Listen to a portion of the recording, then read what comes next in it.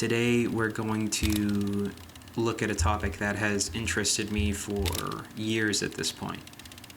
So the central question I'm going to put forth is, why are we as people drawn to violent entertainment? If you're looking at the most popular movies, the most popular television series, book series, video games especially, across the board, these are stories told around violence as either the central struggle or a theme throughout. And looking through a few psychological studies, it seems that there is a positive correlation between violent media and an increase in aggressive behaviors, aggressive thoughts, and reduction in empathy. It also seems like the vast majority of people do not take pleasure in cruelty or intentionally enacting suffering on others. So if the signs point to this being worse for us than it is good, and most of us don't enjoy hurting people, why are we giving up so much of our time and money to watch people die? Now, I would like to be able to tell you that this is not something that afflicts me, that I'm above this, but that's definitely not true. Game of Thrones is my favorite book series and TV series of all time. There's no getting around that for me.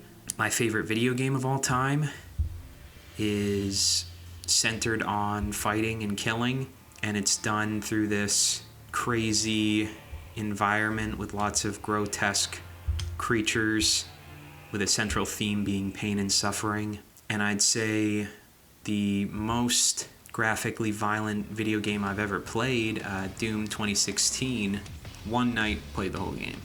Generally speaking, I surround myself with violent media. I would say that this gives me some insight into why it is that we're drawn towards violent media, because I can tell you what draws me towards violent media.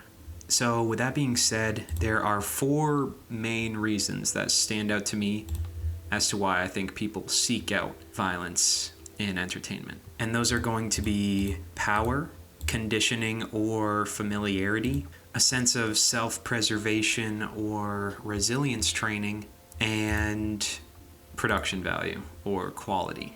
So for the first 2 on that list, I would say it's hard to paint those in a positive light. When we're looking at power, usually the desire for power stems from selfish reasons and feelings of insufficiency. If we're looking at movies, shows, and books, through these avenues, I would say the appeal of power stems from a lack of agency in our own lives.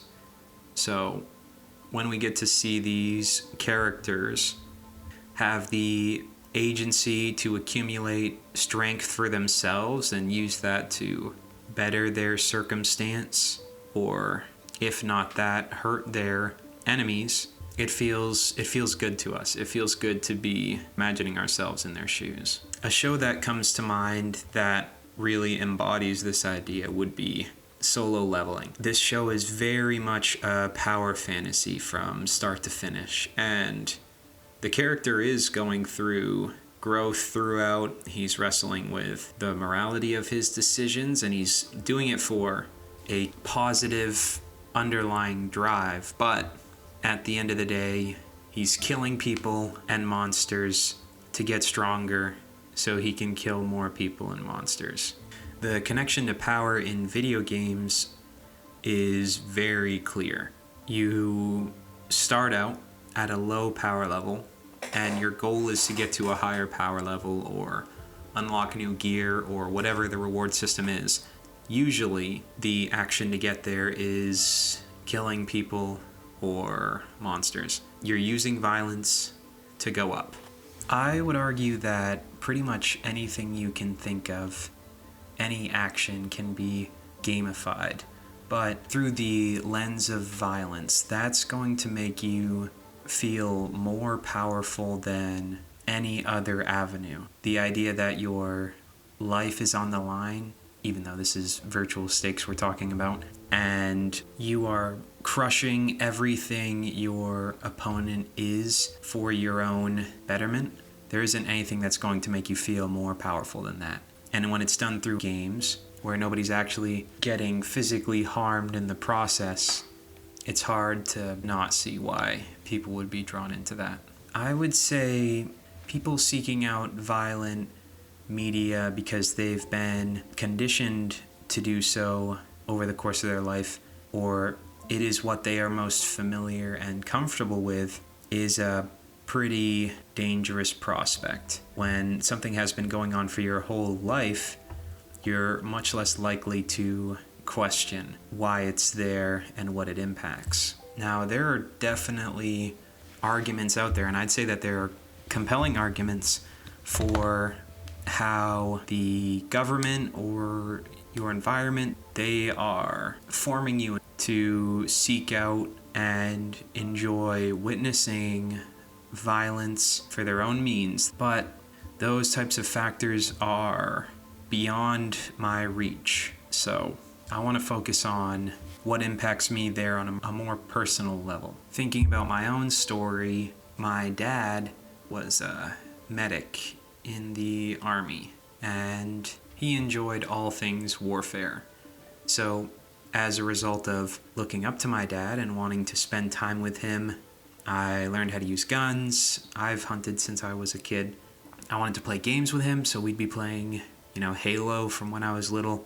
I wanted to watch the movies that he watched. I wanted to listen to the music that he listened to. So over time, I was conditioned to seek these out recreationally, enjoy these different avenues of violence.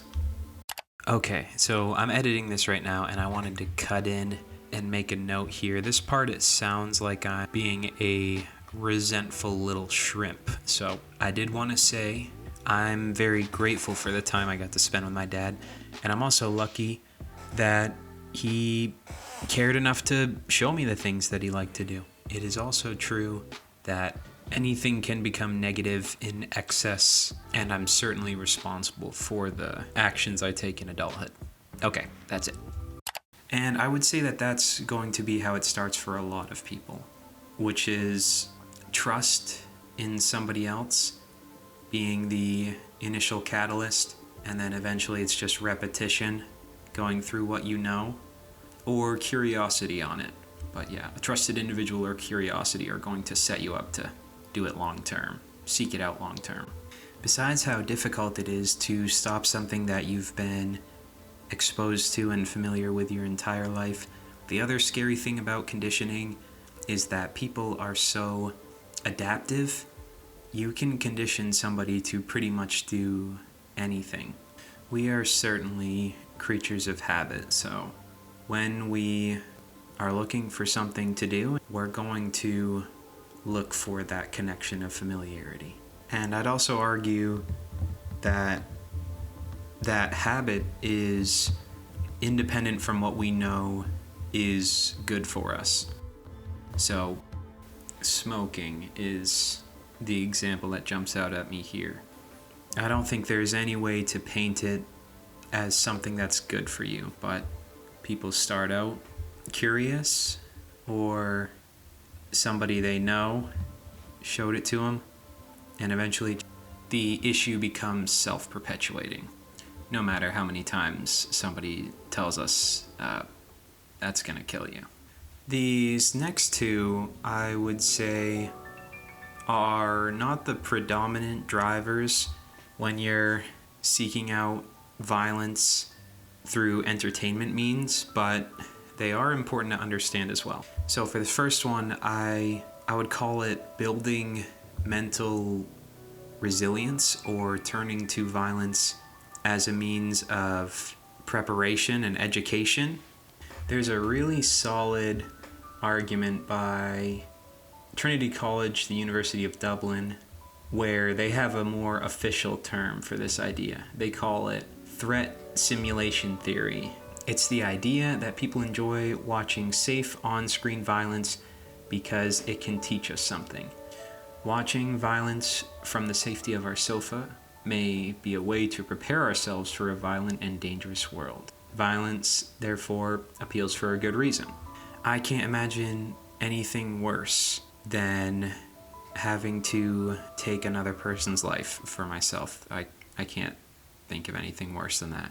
But just because something disgusts me and I'm afraid of something, that doesn't mean I want to be completely caught off guard if it does happen. So with that in mind, for myself, and I'm sure for a number of other people to a certain degree, we're seeking out these violent stories because there's a lesson to be learned in them. The last reason on my list of why I think people are drawn to violent entertainment, and this one rings very true for myself, is production value. There's very clearly a high demand for violent content. So when you're a creator trying to make a living off this, you're going to go where the people are at so that you can make money. And an obvious point here is just because the sector is profitable, not everybody that's coming into it is going to do a good job. And it is definitely the case that certain avenues and depictions are much stronger and compelling than others. The discussion around when is violence depicted well in a story, when is it bad, what is compelling, what isn't, that's too big of a topic to push through in this video, so we'll put a pin in that for now. But at this point, I've covered the 4 reasons I think people seek out violent entertainment. That's where the money goes, so you get a more polished product. People come to learn and prepare themselves for the dangerous world that we live in. People turn to this because it's what they've done their whole lives and it's what they trust and are familiar with. And people go to this because it makes them feel powerful. I'll leave you with this question for today.